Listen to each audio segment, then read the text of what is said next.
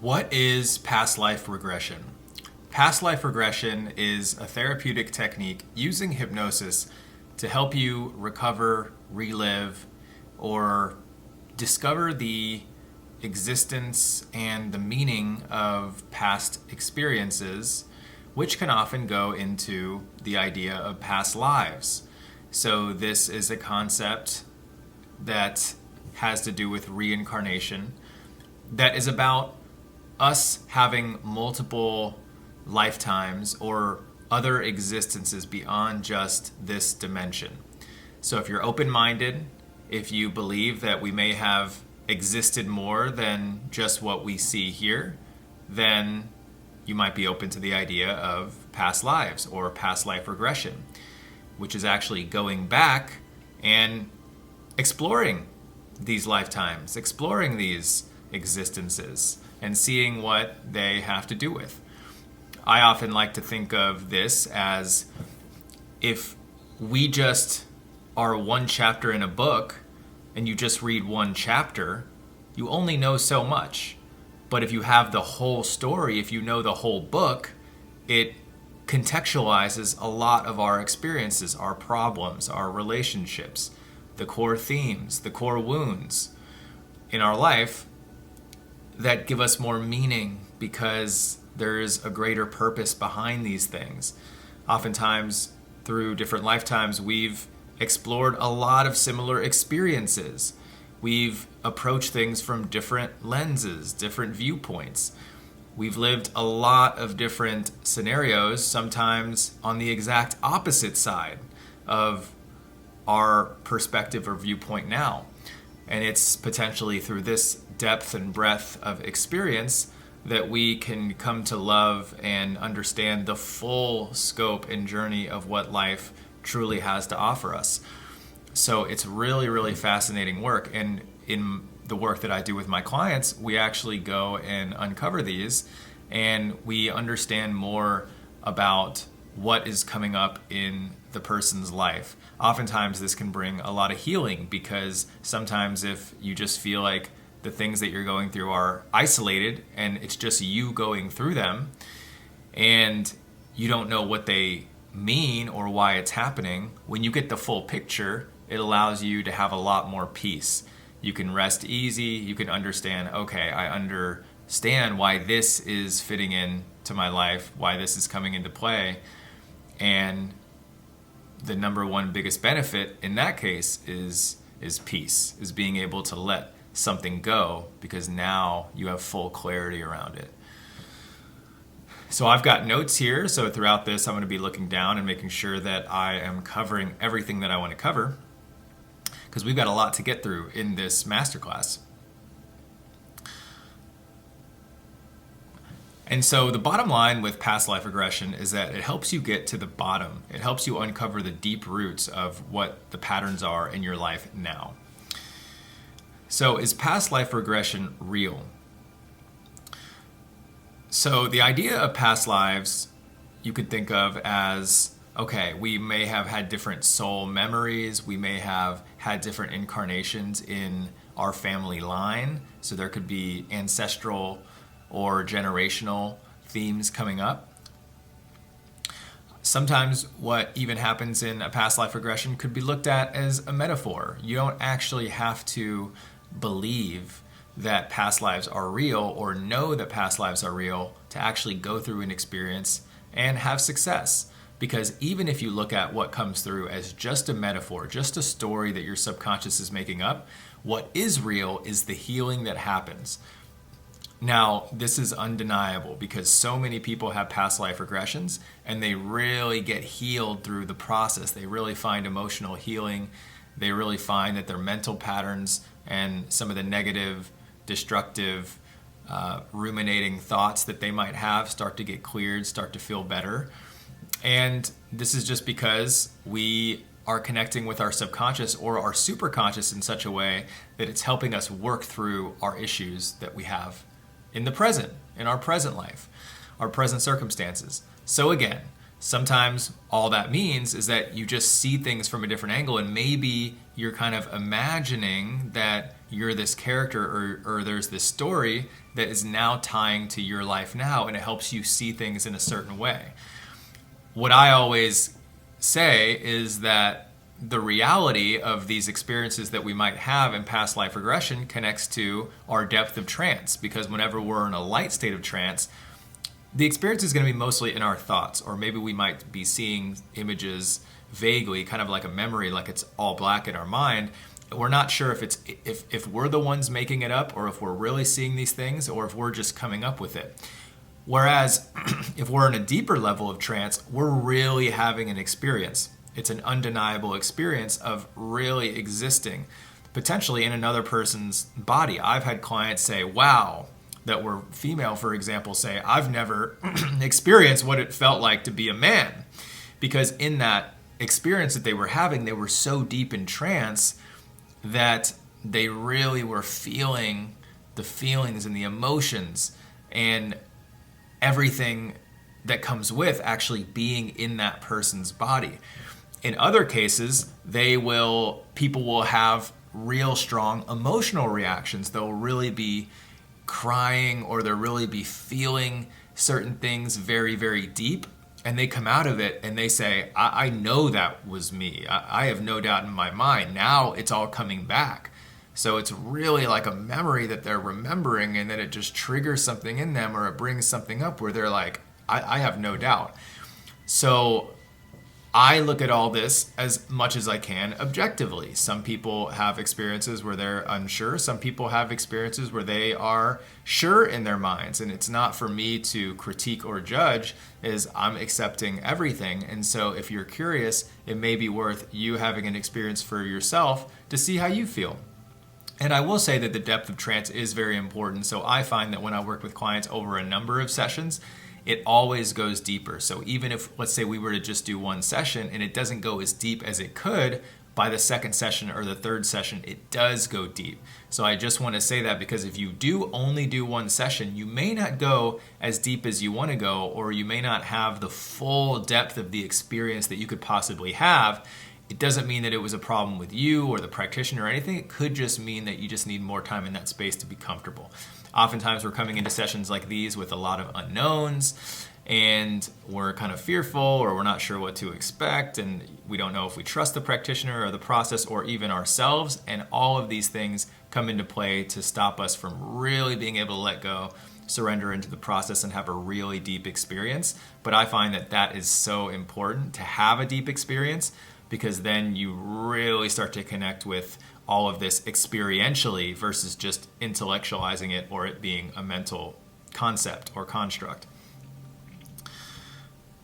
So in the past life regression sphere, there are different stories that we've heard. I'm sure you've read some of these news articles about children having spontaneous recall of their past lives, or even going to different places that they may have been in past lives. And some of these things that the children will bring up or go to and visit these locations actually end up being proven as true.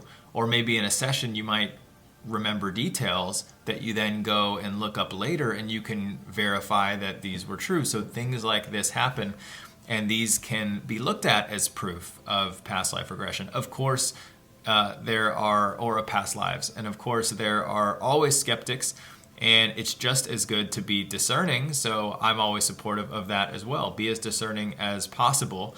And I often tell my clients as well when I'm working with them is that chances are we're not going to be able to prove this. So there's a part of the conscious mind that really wants to prove, it really wants to know. But the reality is sometimes we just won't be able to do that unless we get really hard facts and evidence, because there's just no way to prove some of this stuff. So there is the possibility of letting some of this go and just enjoying the experience and seeing how you feel with it, and discerning for yourself on if you feel like that is real for you.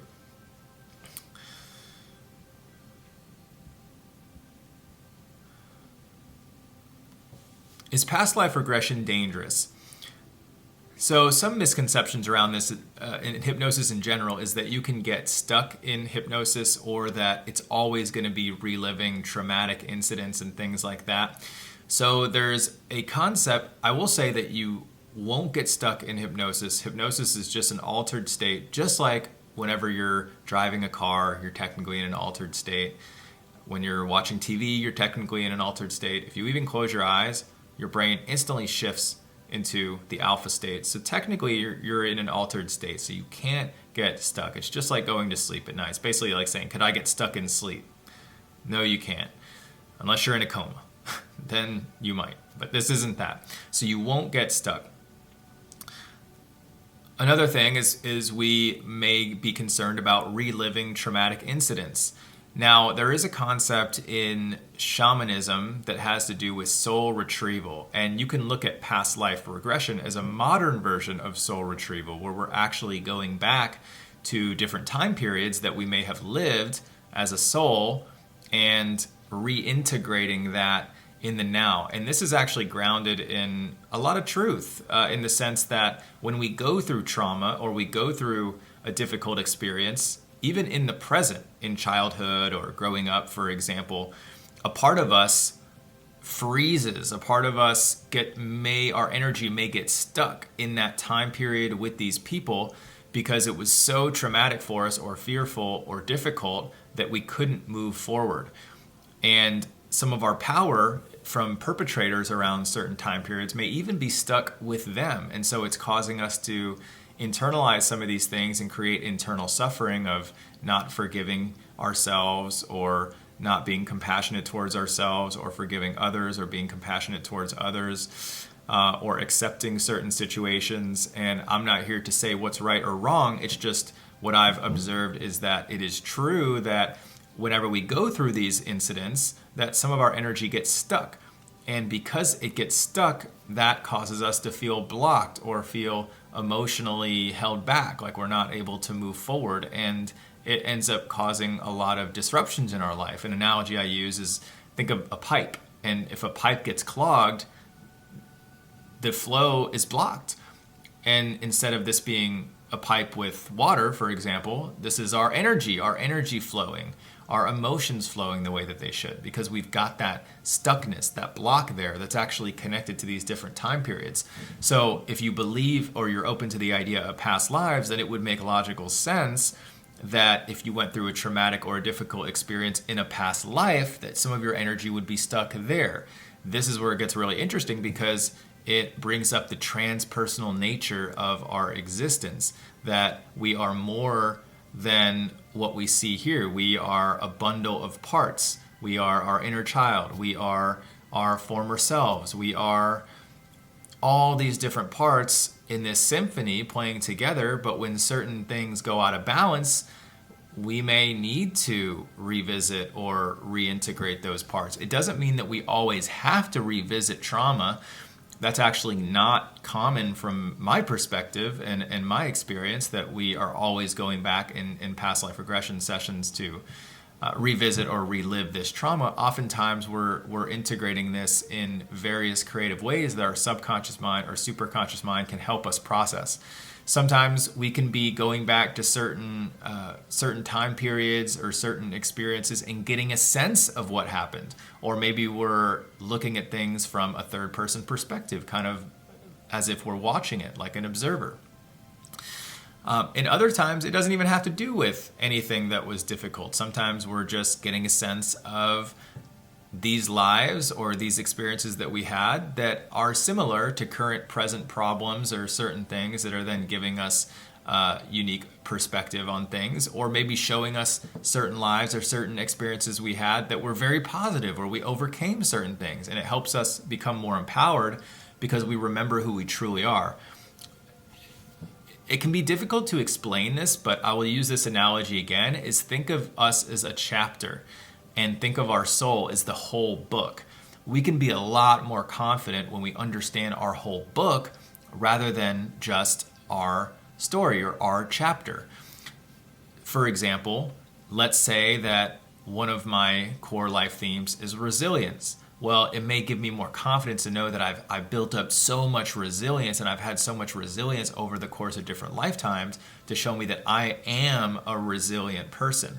And you could think of a lot of other qualities, strength.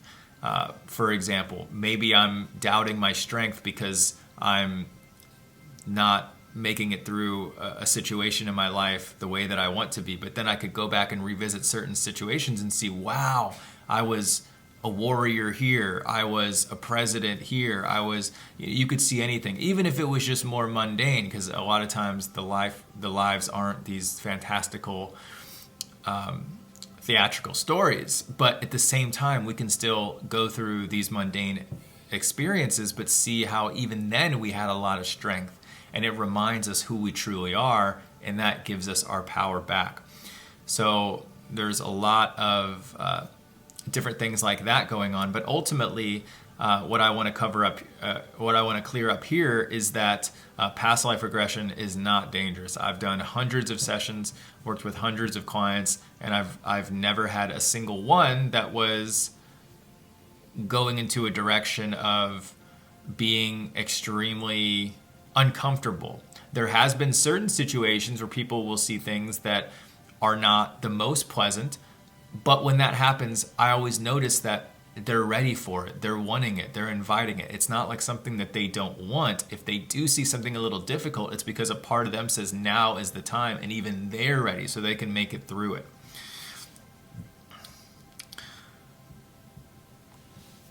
And my role in this whole process is just being the guide. I am not a therapist necessarily. Your practitioner may not be a therapist or playing the role as a doctor. Oftentimes we are just playing the role as a guide, just here to help you through this process, almost like a shaman in a sense, just here to hold the space and make sure that you're moving through it comfortably, calmly, without much stress. And again, oftentimes the situation isn't even difficult. It's actually really empowering. The whole situation is meant to be empowering.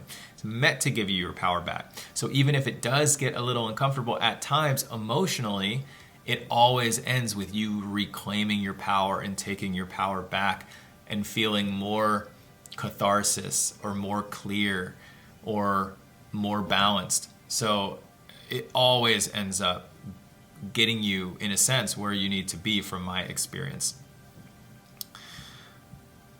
Also important to know that your subconscious or superconscious mind is only going to show you what's relevant to your experience, or it's going to reflect your direct intention for the session. It's not going to just give you random things necessarily, unless maybe that was your intention, is I'm curious and I want to see random things. But in general, it's always going to be relevant to help you heal. It's always going to be, think of it like it's a file cabinet, and they're going to go through a lot of files to pick out, okay, well, this person needs this one now, this person needs to see this. And sometimes you can go through more than one life and they could pick up 3 files. So it's really interesting. The top 5 benefits of exploring past lives. So we may be asking, okay, well, what's the point of all this? What do I get out of it? What's in it for me? Why would I want to explore past lives in general? So number 1 is healing. Well, healing is kind of a word that, what does it even mean, right? Well, bringing you into a place of wholeness, of balance. Just as I was mentioning before, we have a lot of parts. Think of it as like a symphony. We got all these different parts of us that are all coming together to play this beautiful music, but if some of the parts go out of tune, we need to get them in balance so that we are harmonious in a sense.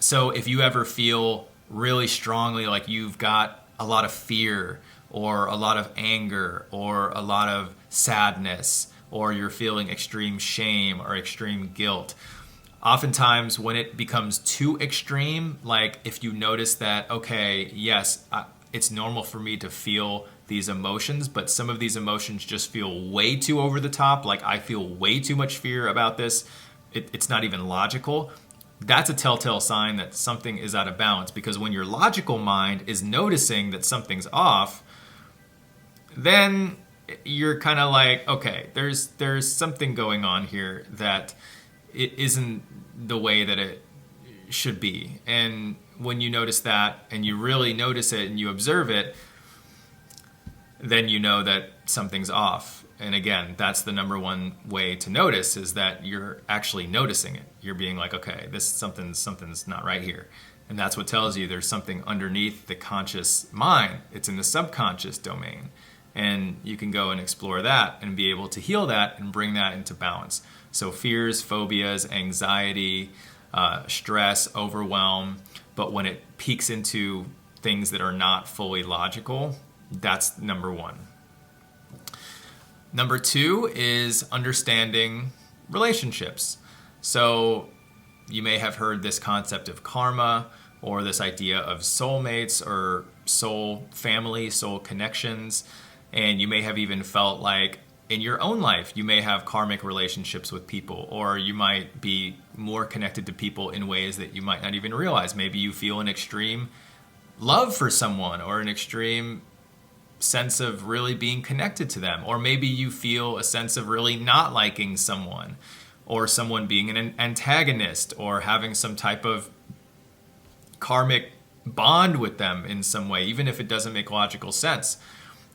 Oftentimes, if you feel that way, I've discovered that that is true, and you got to trust your intuition and trust your inner knowing, because there's a part of you that does know that something like this is true. And if you're being called, or you're feeling curious around diving deeper into that and discovering that, then that's probably for a reason, because a part of you is probably wanting you to know something about this person or about the nature of this relationship.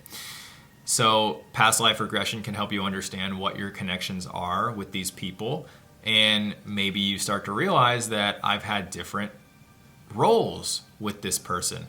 Maybe a parent might have been your child. Maybe your best friend might have been your brother or sister. Maybe your worst enemy could have been your best friend, or you could have been the biggest person that was the antagonist in their life, in a sense.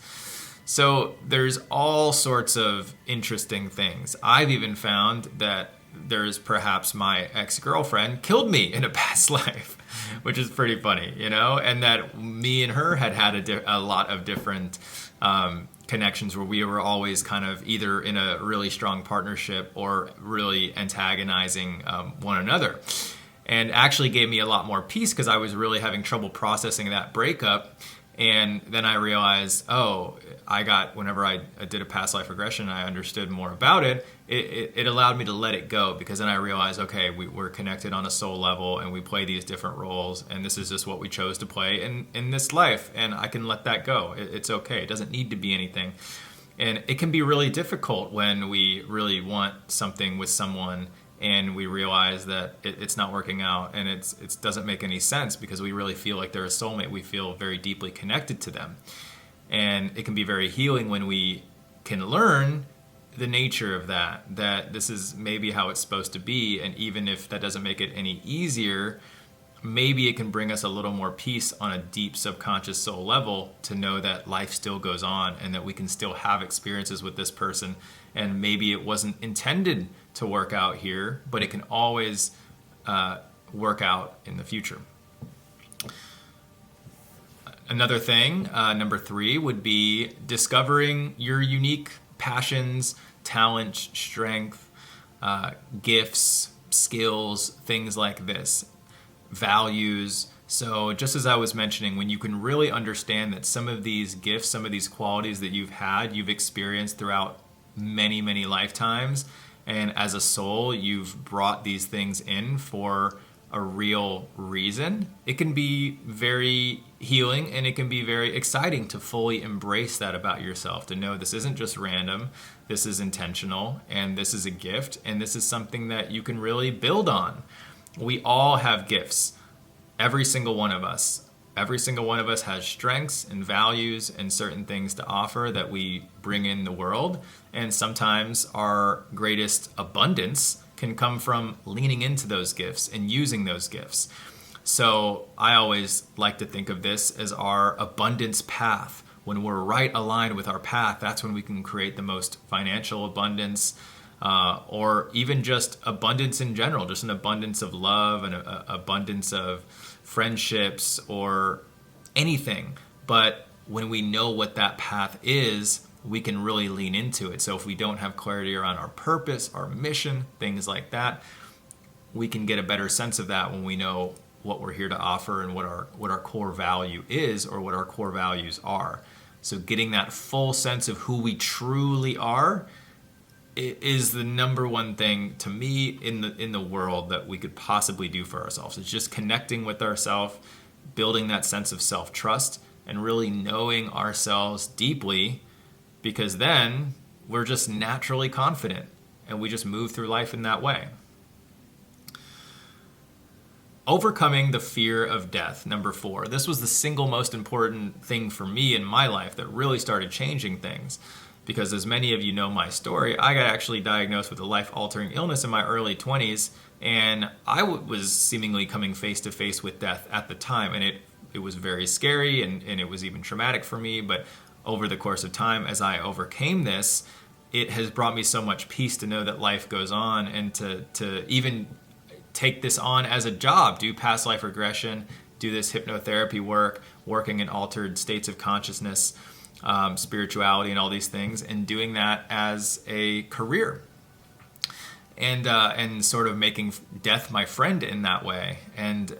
But yeah, ultimately just knowing life goes on, knowing that we can interact with our loved ones and people that have passed on is just so healing, and it brings so much peace for me and so many. And then when you can accept this, when you go deeper in this direction, you can actually learn how to interact with the other side, with our passed on loved ones, with people that are on the other side, or maybe even our angels or our guides, or just consciousness in general. There are really ways that we can explore how to interact and how to create a relationship with this part of us, and that is really cool too, to turn something that is the source of a lot of fear for us and so many, and create that to be a sense of freedom, or a sense having freedom from that fear, and turning that fear into faith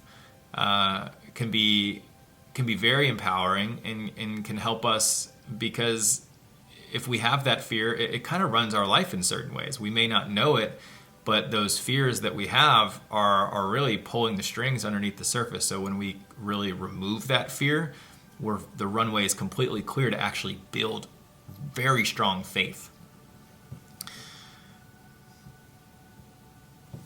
As I mentioned before, there's the sense of finding our soul's purpose, understanding more deeply about what our soul is here to do. Why are we on earth at this time? Why are we with our families? Why are we with our communities, our country? We can find out so much, and pretty much from my experience, anything that you would want to find out, you are able to find out. It is your birthright to know yourself and to know these things about yourself. And again, in my opinion, there's nothing better that you could do for yourself than knowing yourself, because when you know yourself, you have trust, you have confidence, you can trust your intuition, you have a relationship with your higher self, with your soul, with your subconscious or your superconscious, and you can develop that relationship. And so you can really know what it is that you're here to do, and what kind of role that you are really here to play in certain ways. And again, it can bring a lot of peace, it can bring a lot of confidence, it can bring a lot of clarity in your path, and it can even bring a lot of abundance, financially and otherwise, for you to fully understand and know your purpose and mission, so you can fully embrace it. Because when you move in that direction that's connected to your aligned path, the universe responds, and they will give you positive signs that you're moving towards that. That's actually how you know you are moving towards that, when the universe shows you positive signs, and when you get the yeses from the universe. If you notice that you're getting no's, that you're hitting blocks or roadblocks or resistance, it's usually a sign that that's not your path, and the universe is actually rerouting you. So when you're actually on your path, you will start to know, because you're going to start to get the breadcrumbs. You're going to start to get the yeses.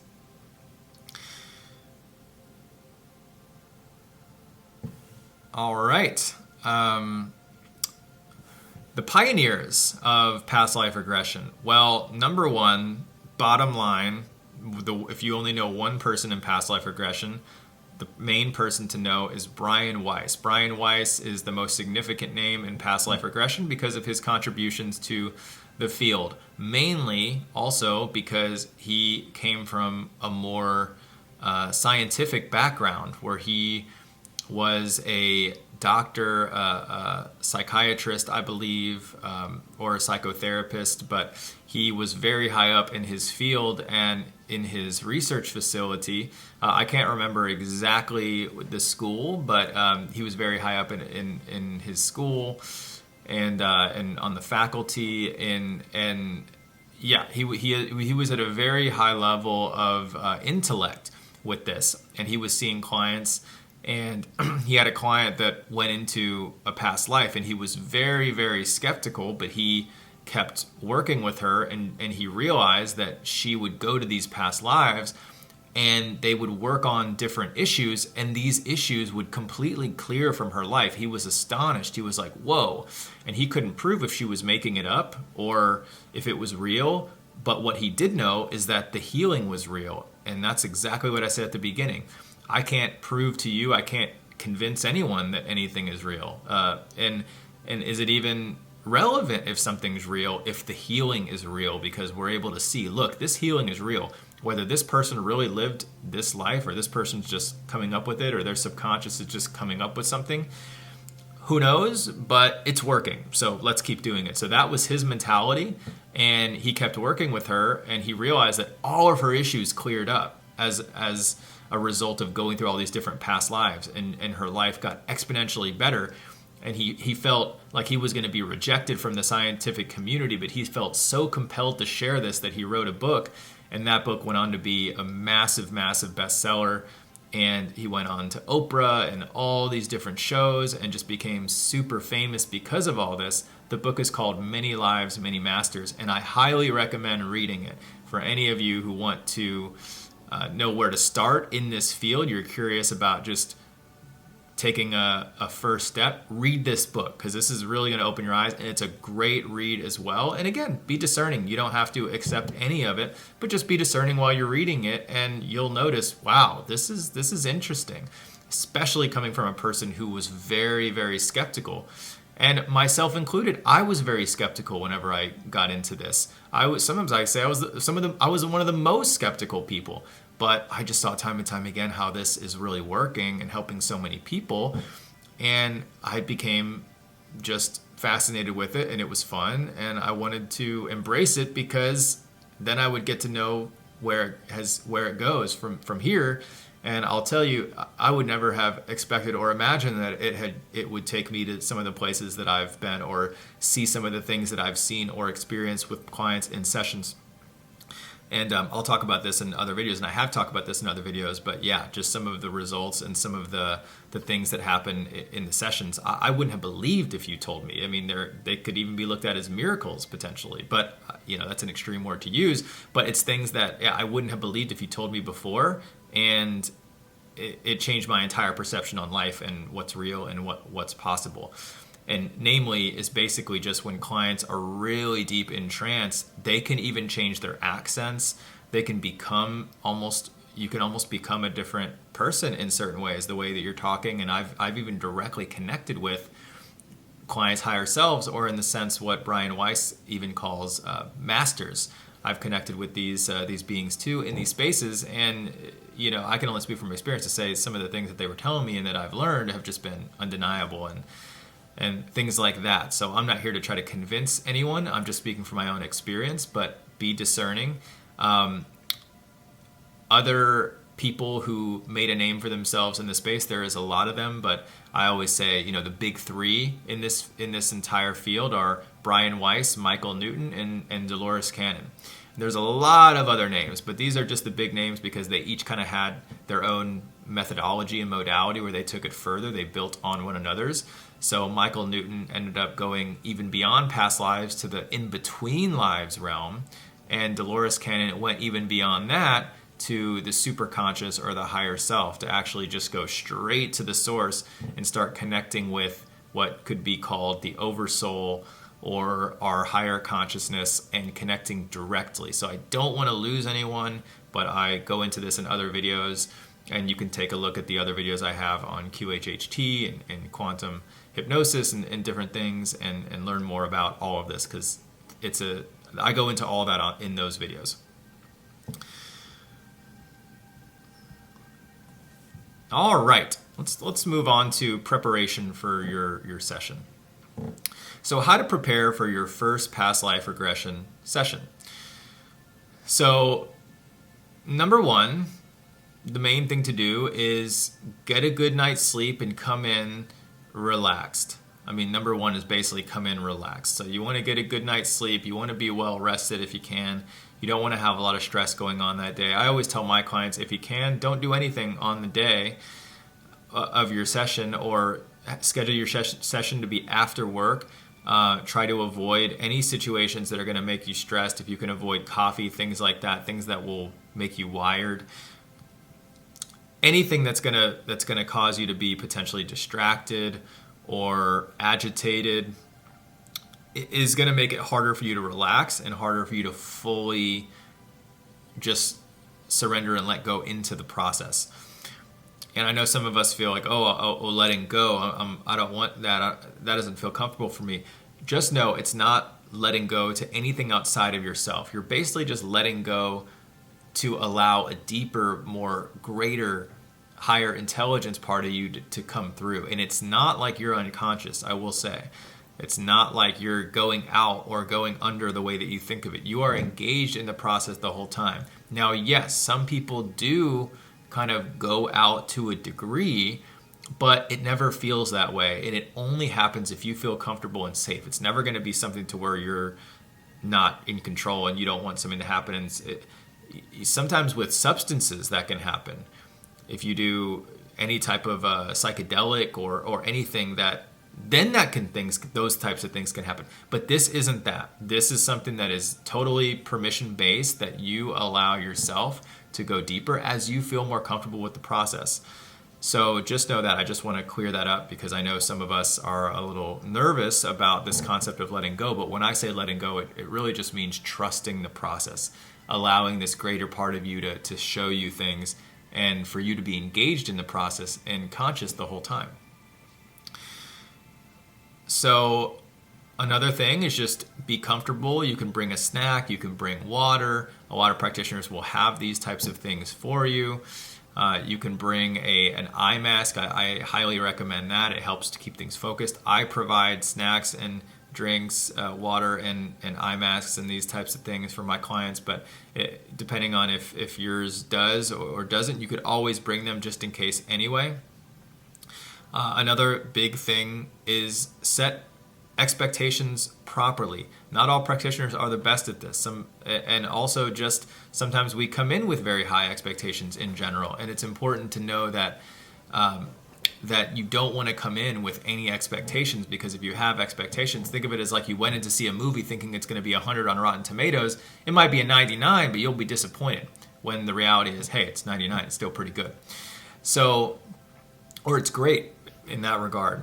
So yes, there are certain results. There are certain things that we want to get out of the session. It does cost money. It is a service. But at the same time, you want to be open-minded, because a lot of times I find that what we go through in a session isn't necessarily logical. It isn't what we thought it was going to be, in a sense. It may be different. And if we think that that's wrong, or if we think that we're doing something wrong, or that we think that it should feel a certain way, or that we should be out of it and under the way that we think and we're not, we can get in our heads. We can get doubtful about it, or we can get disappointed, and these can really disrupt a session. It's really important to have no expectations going in, so you won't be doubtful, you won't be disappointed, and you can have a great experience. Number one, really trust yourself. That is the key. Trust yourself 100%. I always say, if I could wave a magic wand and anything could happen, it would be you trusting yourself 100%. And just know that in the beginning, it does start in your thoughts. It does start where you may think that you're making things up, and that is completely normal, especially when you're just doing one session or only in the first session. That goes away. Usually I experience by session 2, certainly by session 3, and it's absolutely gone by session 4. And I'll usually work on a 4+ session arc with most people, and so that's why I get a chance to see this. Because if you only do one session, just know that it is very possible that you may think that you're making the whole thing up, but if so, that's normal. Still trust the process. What you don't want to do is be doubting during the process, because if you're analyzing during the process, it's just going to slow it down or it's going to disrupt the whole process. Versus it is good to be discerning, but it's better to do that after. So that way you're not interrupting the session. So if you just have 100% trust during the session, that's the best place to be. And then after, you could be like, okay, was I making this up or was this valuable? And again, going back to the whole idea that, let's say, and I even say this sometimes, let's say you were making the whole thing up and you just came up with it. Well, did it help? Was it helpful? Usually it was.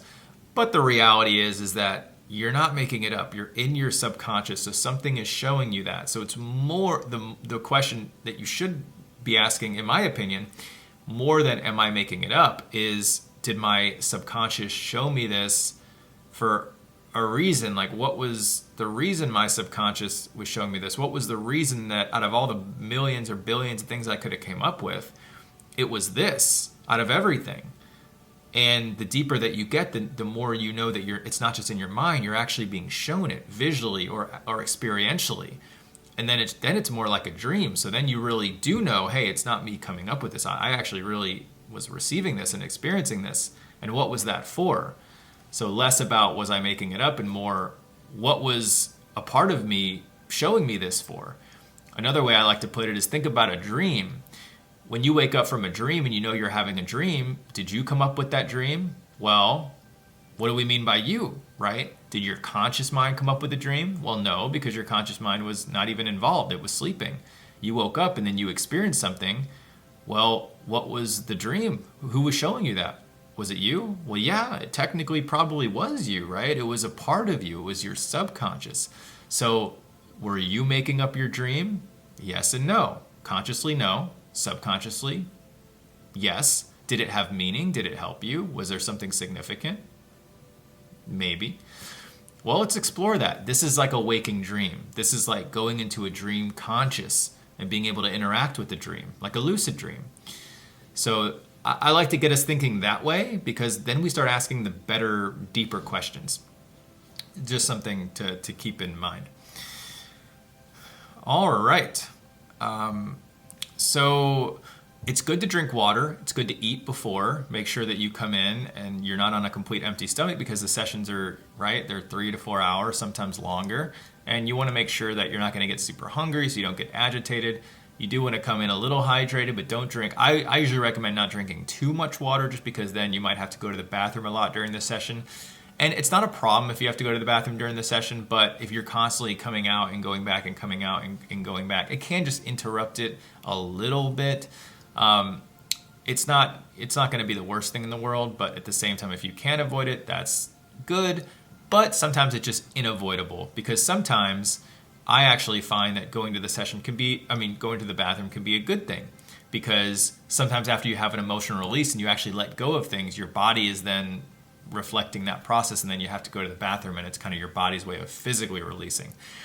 So I'll have clients that don't drink any water and they'll have to go to the bathroom multiple times during the session, like 2 times, 3 times, sometimes more. And they're like, what is going on? I haven't drank any water and I've been having to go to the bathroom a lot. And I'm like, well, it's because you're releasing a lot. And for those of you who have been in plant medicine ceremonies, you'll know that that is a real thing. So it's not the worst thing in the world, but if you can avoid drinking a ton of water, that can be good too. All right, let's move on. So what if I don't believe in reincarnation? So you don't have to be a true believer for this to work. Again, the most important thing is that you have an open mind, is that you recognize that there may be something here to explore. If you're on the fence, this may not necessarily convince you one way or the other. It could, but chances are it may not. So just going into it with an open mind and just seeing what you might explore, what might be coming up. And I always advocate as well, if you can, to work with someone who might be doing a program or have a multiple session arc, because to me, you're just doing a disservice to yourself if you only do one and base your entire belief or experience based on that, because again, a lot of times you don't go as deep as you could. So hypnosis and working in altered states of consciousness, working in these different brainwave states, is a skill like anything else. So it's something that the more that you do it, the better you get at it, the more familiar you get at it, and the more you can actually judge or assess how you feel and what you think about it. If you just do something one time, you may not be able to get the full scope of it. You may need more. So that is something important to recognize and just accept that it may be good to have more sessions before you fully make up your mind about these things. But at the same time, it can work for you whether you believe or not. So even if you just look at it like a story, a metaphor, it still can have value. And that's the most important thing, is does it have value? Can it help you heal? And oftentimes I find that our subconscious mind does speak in metaphors and stories and symbols and everything. It's kind of like a dream. Like when we have a dream, do we know if that situation's real, or are we really having some type of astral out-of-body experience as a soul, or are part of our consciousness going to these different places in the dream, or are we just making it up? Is it just in our minds? We don't really know for sure. Maybe, but the sense is that it's still an experience that feels real in the moment. So there's something to get out of it, and maybe there's symbolism, maybe there's meaning in the certain circumstances, and this can be just as valuable as really knowing if something's real or not. And even the part of us that wants to know is still that conscious part. It's not even the domain of these sessions. The domain of these sessions is the subconscious, is the superconscious. It's not the conscious domain of wanting to know for a fact about certain things. So just something to think about, to keep an open mind. All right, so an important thing here is setting your intention. So what do you want to explore? What do you want to discover? What do you want to know? What are you trying to get out of this situation? I find that this is often like AI or ChatGPT or these types of programs. The more specific the input you give it, the more specific question, the more specific intention you have, the more specific outcome you're going to get. It's like your subconscious, your superconscious is an intelligence in and of itself, which it is. And it knows what you're giving it. It knows what you want to know. So the more specific you can be, the more deliberate you can create those intentions. You have say over this process of what you can get out of it. You don't have to be extremely intentional. You can be broad too. You can say, I'm just open to anything. I'm curious about anything that might come through. And that works too, because then your subconscious or your superconscious will give you something that it feels is the best for you. And oftentimes it is. So it can be just as good. But at the same time, you want to be specific if you can, because then you're just going to get a result that matches more of what you really want. So that's why for me in my intake form, I have questions that help clients understand more deeply what it is that they're really wanting. Because for me, I'm all about results. I'm all about helping you or anyone be able to maximize the benefit for your money, for your time, for my time, and ultimately help you get real results from this process. Because the majority of the time, we're actually struggling with things. We want to get rid of certain things. We're experiencing suffering in certain ways, and we don't want to. So I don't want you to either. So the more focused we can be with that, the better results we can have. If we're more broad, we may not be able to get there as fast as we can to where we're actually receiving the benefits. It may still be good, but it may not be as good as it could be. But again, if you're just curious, that's completely fine too. And it's good to be curious just the same as it is good to actually be really focused on getting rid of something that you don't want, or getting a deep understanding of something that you do want to know more about. So whether you're exploring a relationship, a phobia, or fear, unexpected or extreme emotions, your life purpose, it's good to really formulate these intentions and even ask questions. So you can even come up with these questions that you want to ask. And in a past life regression, we can bring in a guide, or sometimes different energies come through that we can then ask these questions, or ask your subconscious or superconscious mind, your higher self, higher intelligence directly, and be able to get these direct answers. So writing down questions is a good practice as well. And again, just a concept to keep top of mind is understanding what you're dealing with now, if you really think that some of these things that you're dealing with may be connected to past lives or other experiences, write those down, come in with those. Those are very important, especially for the practitioner to know, because then we can go and explore that and get to the bottom of that. Again, if there's anything coming up that you've ever wondered, could this be connected to something else? Is this connected to something else? That's what you want to bring in. That's what you really want to clarify, because we can find out the truth about that, or we can be able to explore that, and then you can discern for yourself whether you feel that's true or not. All right. So a big FAQ, a big worry that we may have is, what if I can't visualize? Now, there is something called aphantasia, where some of us really can't visualize. We don't see things in our minds the way that other people do. And if that's the case, that's completely okay. I worked with a lot of people that have this, and it's just that their experience of it is a little different, and that's fine. And it may not be that you resonate with words like see or imagine or visualize, but you may more connect with feel, sense. What are you hearing?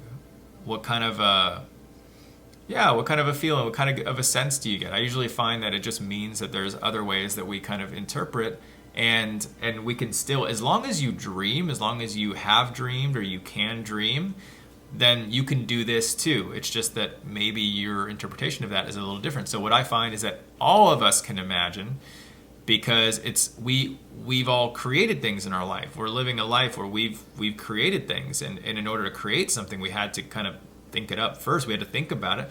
So even if you say just thinking about something, even then that's a form of imagining, because you're thinking about what you want to do. You're thinking about what you want to eat for dinner later. You're thinking about what you're going to do this weekend. You're thinking about a trip that you're going to go on. You're thinking about these things. And these things usually have an image quality to it, because you're imagining and you're kind of seeing this in your mind, even if you're not seeing it clearly like an image. But in some way you're thinking about those things, and just that thought is creating something. So that could be looked at as visualization and imagination. And so I've found that everyone can do this. It's just that for some of us it may be a little different. All right. So why don't we move on to the session and walk through what happens during a session. So the goal here really is to demystify this process and demystify the idea of past life regression. Really all it is a guided meditation. So if you've ever used one of those guided meditation apps, or just relaxed and imagined yourself in a peaceful place or scenario, it's very similar. Generally what happens is that you'll start imagining a place in your mind that makes you feel comfortable, peaceful, beautiful, safe, maybe a special place to you, and then little by little the practitioner will guide you into that, from that place into a scene that can help you move into the idea of a past life. Every practitioner is different. All of us have different ways and methods and meditations or visualizations that we can do to help you enter that space, or different relaxation exercises as well. But just know it's a mix of relaxing and it's a mix of imagining. So when you combine these two components together, when you relax and when you imagine, what you do is you kind of synthesize these. You create a scenario that mimics a dream, because in a dream, that's what's happening too. When you go to sleep, you relax, your heart rate slows down. So when your heart rate really starts to slow down, it's very easy to fall asleep and to drift off into dreamland. And then what you do is after you are calming down and your heart rate's slowing down, you kind of turn off your mind. Maybe you're thinking about things, but there comes a time when you just stop thinking and you're like, okay, it's time to go to sleep now. I'm stopping to think about it. Or maybe your thoughts just kind of slow down on their own. And then usually what happens is that your mind starts to go into a dream. It starts to kind of imagine, or that visual quality starts to happen. And then what happens is that instantly you're out. Instantly you're dreaming, and then you wake up in the morning. You don't really remember when that happened, because it happens so quickly. The difference is that moment when you drift off into a dream that you don't remember, what happens in a session is you don't drift off into the dream. You stay awake, but just under the level of conscious awareness, because the practitioner is connecting with you. They're asking you questions. They're asking you to describe your experience. And so what happens is that normally after that moment, that inflection point where at night you go into the dream, and then the longer that time that goes by, right? 1 hour, 2 hours, 3 hours, you're like deep in the dream in normal life every night. But in the session, after that inflection point, you're still talking. So an hour later, 2 hours later, you would normally be really deep in sleep. But in a session, you're still awake, but you're having this experience. So that's what creates it to be like it does. And that's why the sessions are as long as they are. And that's why my sessions are that long, 3-4 hours, because think about 3-4 hours deep in a dream. I mean, you're deep in sleep. And ideally, we'd like you to be pretty deep, because think of it as like that's the sweet spot. That's when you can get as much as you can out of the process. That's when you can maximize the benefits, whenever you're fully in that space, and we can make a lot of progress. Think of all this as a fast lane to inner work. When we can leverage and utilize higher, deeper, altered states of consciousness, we can literally compress the time that it takes to make these shifts and to make these changes in our life. It's literally non-linear. It's a quantum shift. It's like normally it might take us years to get to some level of realization or some level of clarity or some level of healing. My goal as a practitioner is to take that and compress that down to now. And it's possible in this space. I see it every day. I see it all the time.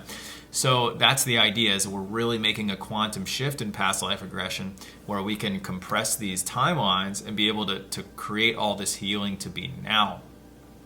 And it is possible, but it does take a little bit of time. But the deeper that you get in the trance state, the faster it can be. And I will say that, again, you're conscious generally the whole time. So it's a process that feels comfortable and it feels safe. And if it doesn't, then it just takes more time. Or that would just mean you're just not with the right practitioner or something like that, because the right practitioner for you will make you feel comfortable, will make you feel safe, will guide you, will hold your hand through the process, and will be with you every step of the way. Will be a really good space holder or guide for you. And you're not going to feel safe if you're not in a safe environment, if you're not with somebody that you trust, if you don't fully trust yourself, or you've gone through certain things. Sometimes things just take time, and that's okay. But just know that the process is 100% trust-based, it's permission-based, it's you relaxing and really feeling comfortable to access these parts of yourself, and then going on this journey to get these insights and to get this clarity and this healing and self-discovery that can come from these sessions, and then coming back and debriefing and then being able to integrate this information. The integration is very, very important, and I'll get to that in a little bit. So the regression process, how you're guided back in time.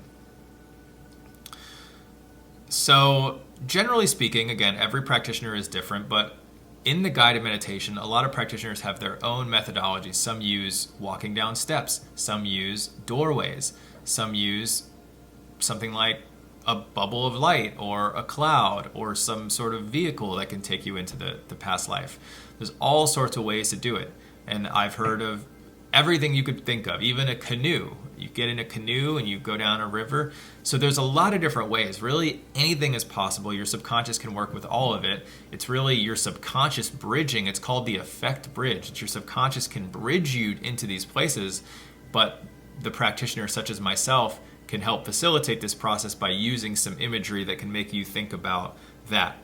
So that's sort of how you're guided back in time. And then the practitioner can help direct you as well. Be like, okay, we're going to go see this. We're going to go here. So we give your subconscious specific instructions, which aren't necessary, but can be helpful just to get everyone aligned with exactly where you want to go. But through this process of imagining, of visualizing, by using these different images or metaphors and commands, this brings you into that idea of the past life or back in time. And it works the same with memory regression too, with age regression.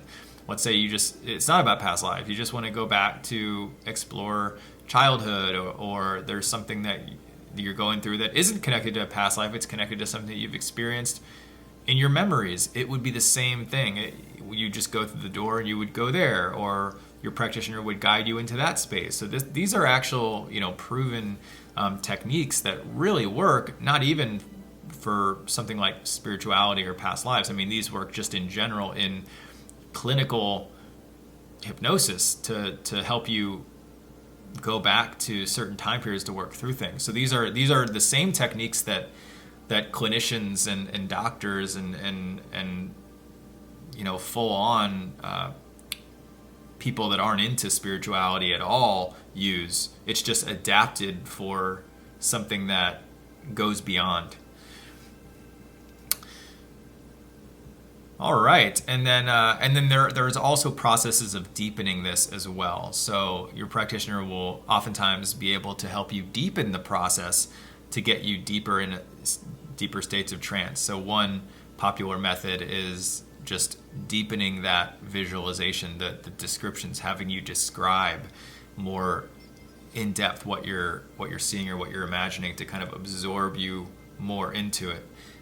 Or there's different commands. They could use numbers. They could say, okay, go down, go down, go down. It's different things there to help you get deeper into that experience. All right, exploring a past life. So what you might see, feel, or know. So the goal here is just to set realistic expectations of what you can experience.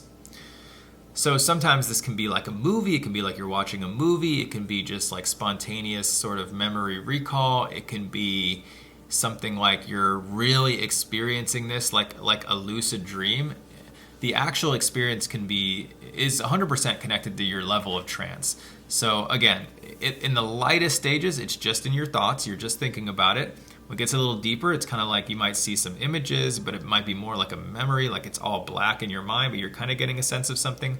The deeper that you get, you can see these things in HD, like really like it's HD vivid images or like a movie. And then of course the deepest is you can really experience it like you're really there, experiencing all the emotions and everything. So that's kind of what the process is like. And the deeper that you get to, the less you are in your mind and the more you are in your feelings and your senses to really know that these things. So if you're questioning things, if you're analyzing things, it just means you're in a lighter level of trance, because whenever you go deeper, there's no analysis needed. You just know these things. You know the meaning of them. If you're getting certain things coming to you, but you don't question them, you're like, oh, I know what these means. It's a feeling in my body. It's a knowing. It's really hard to explain that, but those of you who've gone through it know what I'm talking about. So sometimes you might go through the idea of one past life. Sometimes you may go through a bunch of them. I've had sessions where we just spend the whole time and we'll just go through one, or somewhere it will just bounce around. We'll go see a bunch of them and there'll be a common thread that connects all of them. So there's all sorts of experiences that you can have, and I say there's the content and then there's the context. There's the content, which is actually the lifetime or the experience that you're seeing, and the context, in my view, is the level of trance, how you're experiencing this. Let's say you're going back to Egypt, just to use a common example. In the lightest level of trance, you'll just be thinking about it. You might be thinking Egypt, but it might be easier to doubt. But in the deepest level of trance, you're really going to be experiencing everything. You're going to be seeing the pyramids the way that they work, in clear, crystal clear HD, just as like you're really there in this place. And you're going to be seeing everything and feeling it. You're going to be looking down at your clothes and seeing just how you really would have looked back then. Even something where you might be like, I couldn't even make this up if I tried. Like, I was seeing it so vividly, and then you're getting a sense of the feeling, you're smelling, you're just, everything is coming together just like life is right now. So it's all possible. But again, there's the content and there's the context, because it's not as, for me, it's not as gratifying, it's not as satisfying or fulfilling the experience to just be in your mind. That's why more sessions I always recommend. And I personally do a program now, because for me, it's more fulfilling also when my clients get there, because there's this moment where their eyes just light up and they're like, oh my gosh, I didn't even know that was possible. This is like something I didn't, and that moment is priceless for me. But if they don't get there, if you don't get there, then it's like, I wish, they, you just know that there's more that can be there, and it feels like you're just being left high and dry. So that's why, yeah, for me as a practitioner, I focus on creating programs and creating the structure to be in such a way where you get there. Because also I know, just like I was mentioning earlier, when you get to that depth of trance, that's when you get the quantum time effect and you get the shift and everything. That's when magic really can happen and you can really change things quickly. All right, so let's move on. Finding the key lessons and connections to your current life. So we always want to remember here that past life regression is ultimately meant to be a therapeutic process. It's really supposed to help you heal certain things or work on certain things. And so this can often come down to just really understanding a lesson. Bottom line is pattern recognition, right? There's so many things in our life that are just really cycles and patterns, and we're trying to essentially come to a pattern interrupt. We're coming to a place of breaking that pattern, of not repeating the cycle. I mean, when you think about it, that's the whole purpose of past life regression. I mean, really, it is kind of this sense of, okay, maybe there's this cycle that's repeating, this pattern that's repeating, that might have been repeating for lifetimes and lifetimes, potentially, or generations and generations, even if you just look at it as like a generational curse in my family. But you're playing it out and you're repeating it. Well, how do you stop? Okay, well, you stop by first recognizing the pattern. If you don't even see the pattern, if you don't get it, you're not gonna be able to. It's just gonna be operating you underneath the surface. So that's where clarity comes in, of actually seeing it, and then healing it is a whole nother thing. Healing it, from my perspective, oftentimes comes down to the heart, compassion, forgiveness, acceptance, these types of things. Really, truly letting things go. But yeah, it's a process of really breaking that pattern. And sometimes that also comes with just really embodying, knowing the lessons that you're learning, what they're here to teach you, really, truly embodying those. Because when you truly embody those lessons, then you've gained the wisdom, you've gained the clarity, you've gained what was meant to be taught to you. And those lessons you notice they end up serving you. They served you. You don't need to carry them anymore. You need to hold on to them because you've got what you needed to out of them. So if these are still coming up for you, it just means that you haven't fully learned the lesson yet. You're still playing them out. That's okay. You got to be kind. You got to be patient and loving towards yourself. But you know what? Maybe time to learn these lessons so you don't have to keep suffering. So sometimes it connects to also what you're currently, well, I mean, it generally always connects to what you're currently going through, but sometimes it might not be as clear. Sometimes you start to learn through this process, oh, this connects to my life in this way, or this connects to my life in that way. Sometimes it can seem separate, what you go through in the past life regression, for example, but then you'll learn, oh, this is really connecting to this situation in my life. And by understanding this metaphor or theme in the past life regression, it helps me let go of that theme that I'm experiencing right now that may not have been as clear, but now I get it. All right, let's keep moving forward here. So I will say that this is where the practitioner skill can come in, because the better questions, the better your practitioner is at guiding you towards these lessons, the more that you can get out of it. If your practitioner, and let's say like not all practitioners are the best. There's ones that are better than others. I'm not sitting here saying I'm the best, right? There's a lot, I'm sure, that are better than me. I'm sure I'm better than a lot of people. It's, but at the same time, it's also not only about who's better or whatever. It's also about your connection to them. But practitioner skill is really important, because the more experience someone has, the better questions they can ask, the more experience they have to know what certain things mean, and they can help you come to that clarity and those insights faster, potentially. For me, my methodology is very unique and special in that these sessions are more soul-led, meaning that I'm more of a guide or a facilitator or a shaman, so I really put a lot of faith and trust in yourself and your higher intelligence to show you what it needs to show you, while I'm looking for the clues to make sure to emphasize that. So my method, I'm of course biased, but I think it's really good because it's less on me to know, and it's more on me just to understand what your higher self is showing you and get that quicker, so that I can then help you guide there if you're not seeing it yet. I know this might be a little confusing because you might not be as experienced with all this as me, but basically just all to say that you could have the same session with multiple practitioners, and maybe with certain practitioners you're going to get more out of the process. Just something to be aware of, but is just really important that you understand what you're actually seeing, what it means, what you're supposed to do with it, what are the next steps, what are the actions you can take on it, and making sure that it's not just an experience that you're like, oh, that was interesting, that was a cool special experience that I did one time, but I'm not sure what I got from it, versus, oh my gosh, this was so profound and life-changing and powerful, this completely shifted my life. And that's where it even comes down to you too, you being ready for that as well. So there's a lot of factors, but just know that, there's a lot of things going on here, but it can come down to really getting those lessons and integrating them. All right, let's move on. So what if I see a traumatic past life? So just know that if you see anything like this, it's just because you're ready to see it. You don't have to experience it. You can just see it in third person. It is very rare from my experience that this does happen, where it is a massively traumatic past life, or if it would be, you wouldn't be kind of experiencing it as traumatic. You would kind of be just understanding a little bit about it. Our subconscious, our higher self, our superconscious, higher intelligence is very, very aware of where we're at, of how we're feeling. So it never gives us anything that's too much. And if so, there is anything traumatic or difficult, it's just because you're ready to see it, and because a part of you has decided you want to see it. And by seeing it, you're able to let it go and move forward. So it can happen from time to time, but just know that if it does happen in any regard, you can watch it as an observer. You can be safe and comfortable through the process. You don't have to. It's not like you're reliving it. And your therapist, your hypnosis practitioner, will help you work through the emotions and be able to safely let these go and move forward. So you don't have to be overwhelmed. All right.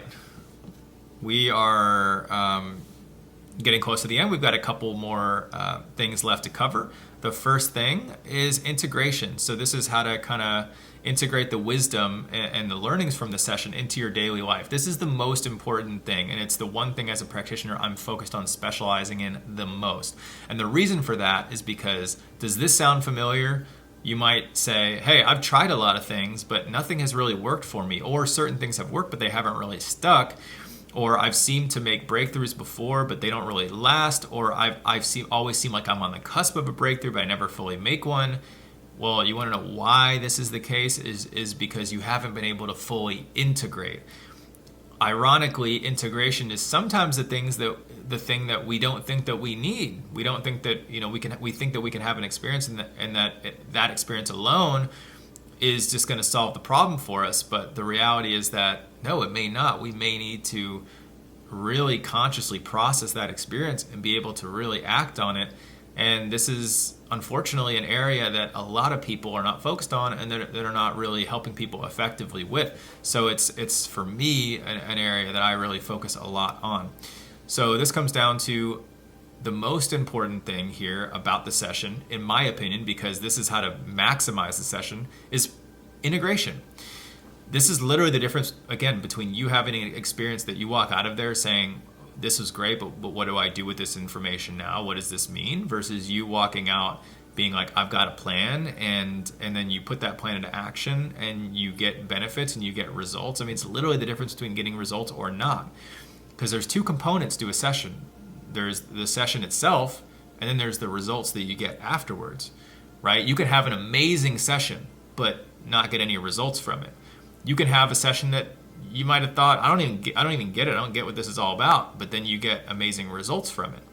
A week later, 3 weeks later, 3 months later, a year later, you're like, whoa, that was life-changing. A year later, you might be like, that was the most life-changing thing I've ever been through. Or a year later, you could be like, I don't know what that had to do with. That was an interesting experience, but I don't know what to make of it, right?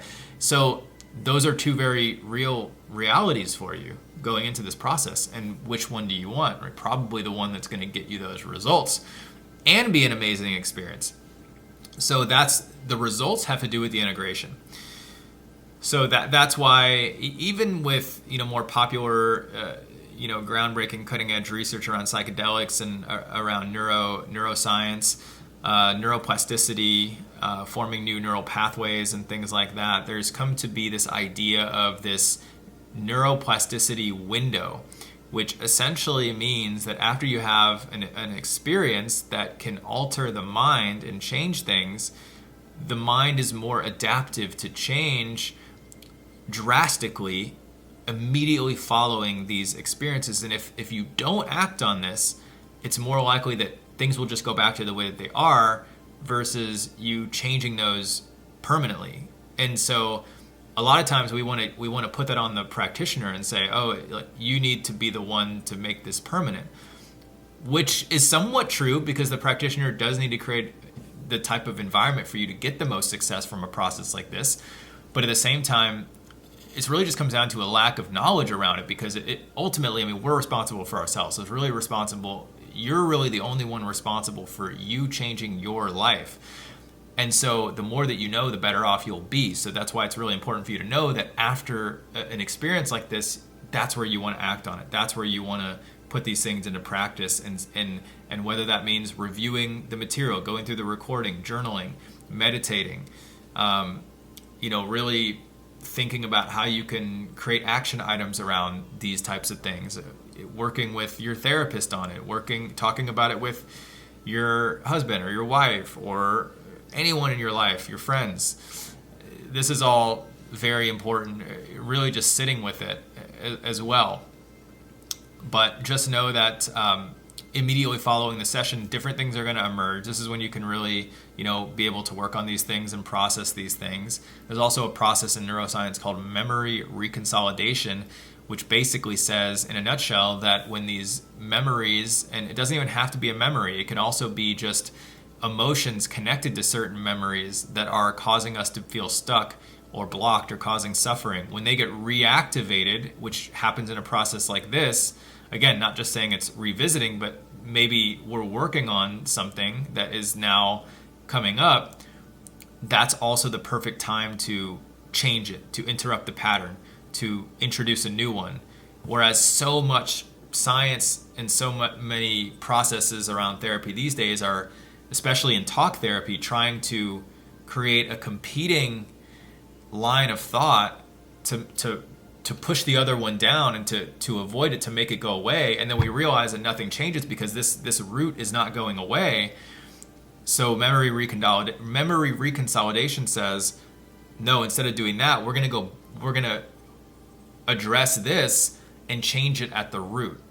So I don't want to bore you too much with this stuff, but there's neuroscience behind this that basically validates this whole process of past life regression, of age regression, of bringing up the emotions and changing them, that actually lends itself to permanent lasting change, not just temporary change. And again, that can also really have to do with integration, because it's talking about what we need to do following. So for those of you who are interested in the science, you'll love this part. Most of you probably already left the video or skipped by now. Okay, let's move on to the next one. Okay, processing the emotions and karma from a past life. So this can be a little tricky sometimes, because sometimes we learn that, wow, in a past life, these things happened. And how do I deal with this? Is this really true? There might be resistance. There might be initial rejection to certain things, because it might be a lot of hard stuff to process about the truth. Like they say, we can't always handle the truth, right? But if we receive the truth, it can take some time for that to sink in. So oftentimes in sessions, we're releasing these things. So there's a real catharsis. There's a real feeling of being lighter, of letting things go. That's undeniable, that you're just like, wow, I mean, maybe my intellectual mind can't grasp whether that's true or real or not, but I just know the way that I feels so much better, and that's great. But now I've got to process this, because this is a lot to take in. If this is true, then that might change everything. Certain things that you might not have believed, you now start believing. Certain things that would really shift your identity will start to happen, and you'll start becoming this new and improved, empowered version of yourself. And it may be a little uncomfortable in the beginning, because you're like, wow, I feel like I'm really transforming and changing, and this feels a little uncomfortable. Some change can feel uncomfortable. So I like to think of karma, and there's another way of putting it where you could think of it as dharma, which is actually some of the good things. It's like karma in a good way. For me, I don't look at karma as bad or good. It just more is what it is. It's just learning lessons. Think of it as like an assessment. Think of it like you're trying to pass a grade, like you're trying to pass 8th grade to go into 9th grade, or you're taking the test. If you don't pass the test, you're not judged as bad necessarily. It's not like you're bad. It's like you just didn't pass, and in order to go on, you just need to pass. And so there's an assessment, and you either pass or fail, and if you don't, you repeat it. You know. And in this case, repeating it would just be repeating the patterns. So if you're not learning the lesson, aka passing, you're just repeating the patterns, aka repeating the grade. So take a little bit to let that sink in, but that's a perspective on it, where karma is neither good nor bad. It just is what it is. We just have to learn certain lessons to not do those things anymore. We just have to pass 8th grade to go on to 9th grade and to go on to a different set of lessons.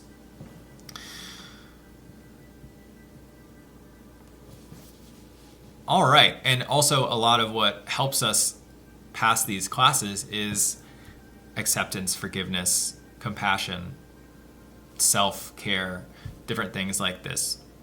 And I learned this from experience. I learned this from a lot of these sessions because I've done hundreds. I've worked with clients over thousands of hours, and this is always generally where they go.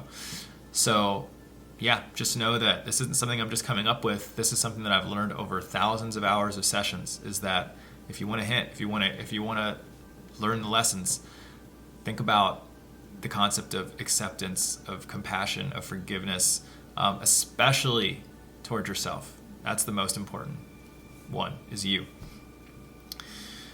Okay, how to use your past life story for healing today. So this is generally how we can take action on what we're learning. And this is the most important thing, again, in my opinion, right? With integration is, okay, what do we do with this information?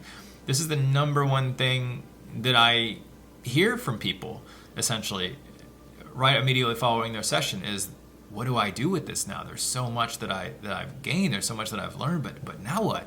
Now what do I do? So what I help my clients with is really breaking down the sessions. I use AI. I do a lot of summaries and outlines and different things to really break down, because I think of each session as a treasure trove. It's a treasure trove of data, so much data about you. It's like it's like you went under the hood and you're getting so much information about the car. I don't know if that's the best example, but it's basically just like getting so much information about something that it's like, oh wow, now I know a lot about this, but now what do I do? Well, you know, what I recommend for those of you who are more advanced is, and those of you, of course, who are working with me, or people that are giving you the outlines and giving you the transcripts and things like that, is run those things through AI. You could even if you just got the recording, you could transcribe it yourself automatically through AI and put that into a AI platform and have them give you action items, have them show you things that you might not have missed. But even if you go through it, or you go through it with your practitioner, if your practitioner is like me, they'll be working with you on these things, because in my practice I've got programs, and I work with my clients one-on-one and in groups, and I work with them on actually helping them go through their session material. And so, but regardless, even if you just do it yourself, you're gonna wanna see what you can take action on and set some plans in place for that. Because ultimately what we're looking for is behavior change. We're looking, to change the symptoms, and usually the symptoms are on the surface and we go down to the root, but then we still need to come back and address these on the surface, and sometimes that can take a little bit of time. So we can speed up the process by facilitating that for ourselves, and by kind of being our own coach, so to speak, and being like, hey, how do I use this, and what can I do? And then also just being open and being aware to different changes, because you'll notice different changes. You'll notice, hey, maybe this thing normally would have triggered me and it's not really triggering me that much. Maybe this person saying this thing would have made me feel a certain way. I'm not feeling that certain way. So also just being more mindful, paying attention to your dreams, paying attention to how you feel, to how you're handling certain scenarios, and then making sure that you notice that and you recognize that when you're making those changes, because you will notice that you're going to see improvements, and those improvements should continue, because when you're actually doing the work, you actually see the results, and this process is really doing the work. So great work for even making it this far, and for really being serious about your personal growth and about your spiritual development. And that's the number one thing you have going for you, is your commitment and your willingness and openness to go through a process like that, to do the real work, and just having faith and knowing that when you do the work, you will get the results just by you doing the work. Because life is, I mean, it's good in that way, that when you really do the work, you really will see the results. And in this case, the results being the way that you feel, and being more calm and balanced and peaceful, confident. Okay, so last part here, just talking about FAQs and your path forward. So a big FAQ can be, okay, what if I don't see anything, right? What if I go through this process and nothing comes up? Well, in my experience, that never happens. Something always comes up. So if you feel something doesn't come up, from my perspective, it's one of two things. Number one is that something is coming up. You're just not fully aware of that because your expectations are set a little differently. Maybe you think it's going to be one way and it appears another, and you think you're doing it wrong when you're not. And the doubts and the possible disappointment of having your own expectations not met is actually what stops you from being able to go further. And it's not actually that you're not seeing anything, it's just that you're not trusting yourself enough, which is more commonly the case. The second is that you actually are seeing something, but it's appearing to be nothing. This can happen any number of ways. I've seen it. I've done hundreds and hundreds of these sessions, so just know I feel like I've pretty much seen, not at all, but I've seen a lot. Sometimes you could be in space and you're seeing all black, but it's actually you're kind of just imagining space, and you just need to keep going deeper into it to really understand it. Other times you're not seeing anything, but it's for another reason. It's because you don't need to be focused on the visuals or what's in your mind. You need to be focused on your feelings, and there's a deeper feeling that's coming up. Sometimes we need to work on maybe a feeling of that you're doing something wrong initially, and so nothing might come up in the beginning because it's focused on helping you work through your own different things that come up before that. So we have to work through that first before it starts developing. So it could be any number of things. I would say there's going to be a lot of things out there that I'm not going to be bringing up right now that it could be possibly. But number one, just trust yourself. Just trust that if you don't see anything, it's for a reason. And some of the practitioners, they don't know how to describe this as well, and they might not be as prepared, especially if they're new, to being able to help you navigate this. So I will say, if you happen to work with a newer practitioner and this happens, the number one thing you should take with you here is trust yourself. So go deeper into your feelings, go deeper into your senses, go deeper into everything, even if you're not seeing something, with how you're experiencing that. And little by little, as you go into that, you're going to notice that the process is going to unfold for you in a certain way. And it may be different than what you think it's going to be. Sometimes, that's why I do programs, is because sometimes the first session may need to be just relaxing. If you feel super, super stressed, especially stressed around the process, or not able to trust yourself, sometimes this first session just really needs to be just being able to trust yourself, just being able to relax. So we're not even able to go into a whole experience. It is rare, but that does happen sometimes. And it can, I understand, it can be very disappointing if that happens and you're really having these massive, massive expectations. But again, it is good to have things that you want to get out of it. But I just have learned that having realistic expectations is very important. Because yes, you can reach those expectations. But if your goal is to reach them in one session, well then you may or you may not. If you're the type of person who can, well then you will. But if you're not, then you won't, and you'll be let down. And unfortunately, it's not because of the practitioner. It's not because of the method. It's just because you didn't have the right expectations. And that's probably not your fault either. But if you watch this video, you can become more aware of that. And that's just my whole hope, is that I can better prepare you to have a good experience from this process. Another FAQ is, what if I made this whole thing up? Well, what if you did? So what? What if you did? Did it help? Did it help you heal? Did it help you work through something? Well, that's wonderful.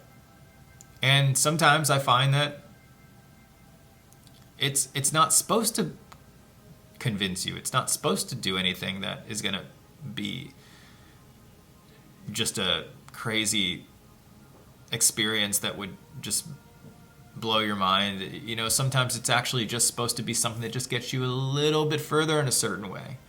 And that little unlock, that little thing is enough to really start a new process. So it always comes down to trust. Just trust yourself. And then, of course, the last thing is, you know, will I lose control? Will this be an uncomfortable, scary experience? And from my experience, no, it won't. It's something that it only works with you feeling safe and comfortable with the process. And I always say this, right? It comes down to a program mentality. That's why I've got a program mentality. It is ultimately like, this is a journey.